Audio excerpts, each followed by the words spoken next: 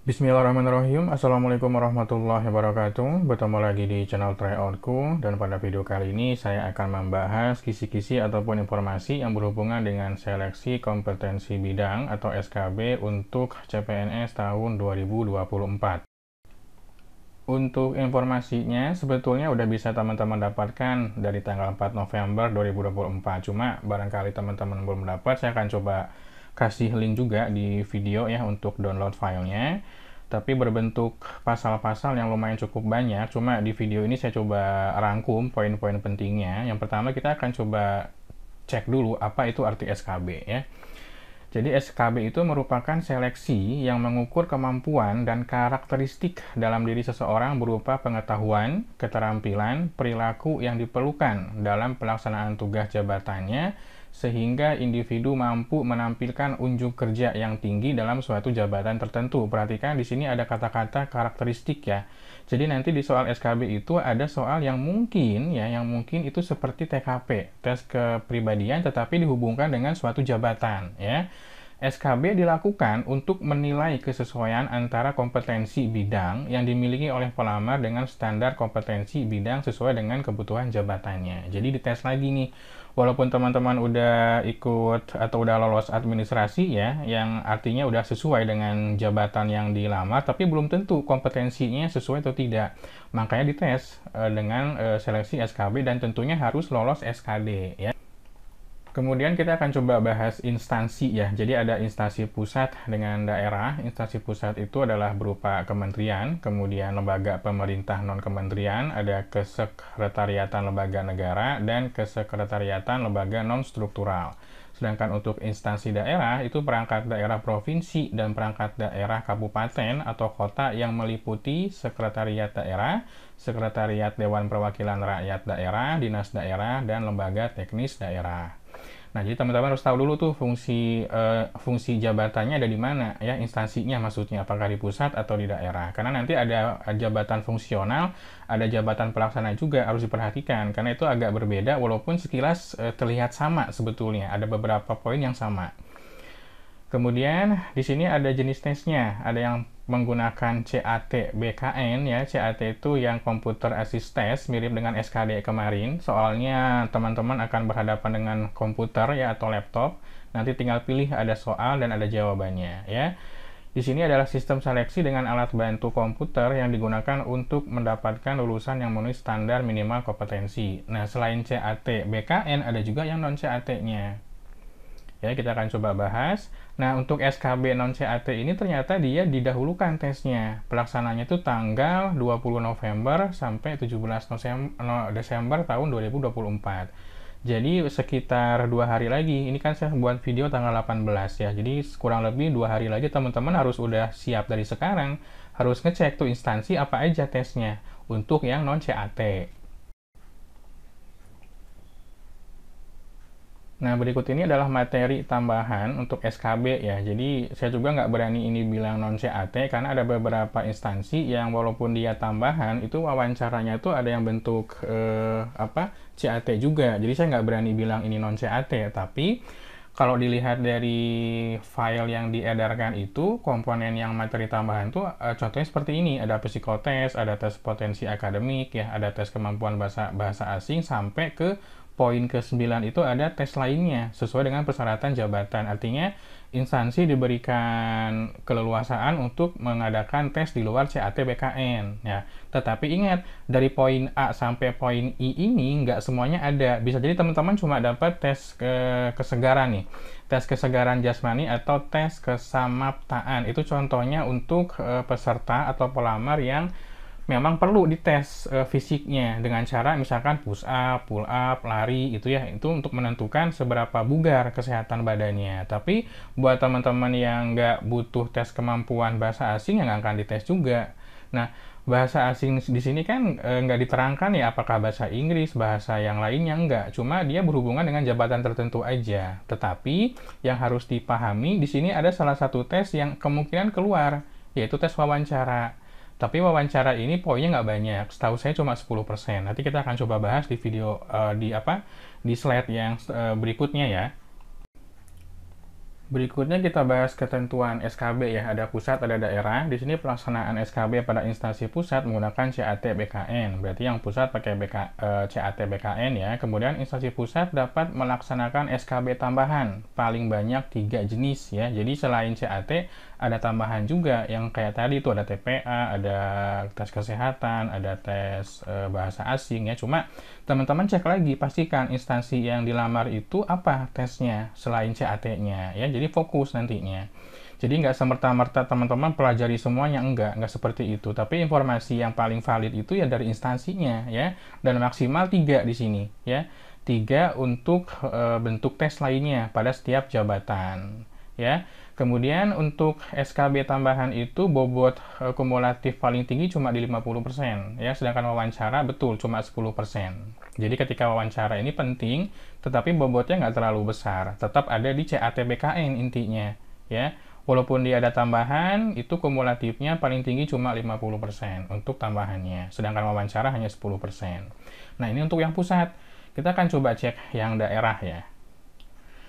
Daerah pun sama, selain pakai CAT BKN, dia juga dapat nambah ya, tetapi maksimal paling banyak satu jenis atau bentuk tes lainnya, dan dipastikan bahwa bentuk tes itu bukan wawancara ya, bukan wawancara. SKB dengan CAT BKN mempunyai bobot paling rendah 60%. Jadi ini tetap CAT BKN-nya ya, teman-teman ya. Walaupun non CAT itu udah berjalan atau misalkan sedang berjalan, tetap yang poin paling penting itu bobotnya ada di CAT-nya, CAT BKN-nya ya. Jadi bukan tambahannya. CAT BKN itu paling rendah 60%, artinya nggak mungkin dia dapat 50%, bisa di 70, bisa di 80, atau bahkan bisa di 90 ya. Sedangkan untuk SKB tambahan, itu bobot paling tinggi cuma 40%, jadi nggak boleh lebih dari 40% ya, nanti nggak seimbang skornya. Jadi bisa jadi nilainya cuma 20%, seperti yang tadi wawancara kan cuma 10%, karena paling tingginya 40%.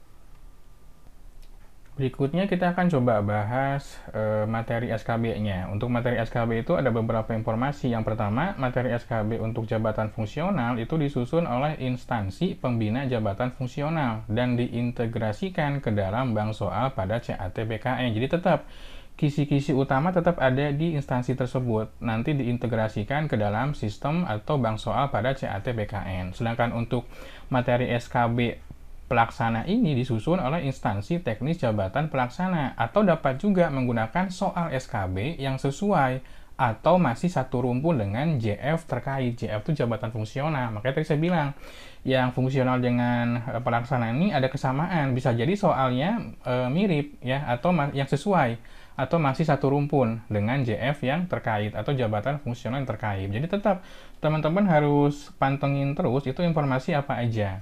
Tapi ini untuk yang CAT ya, bukan yang non CAT. Cuma keduanya penting, walaupun bobot CAT lebih tinggi dibandingkan yang non CAT.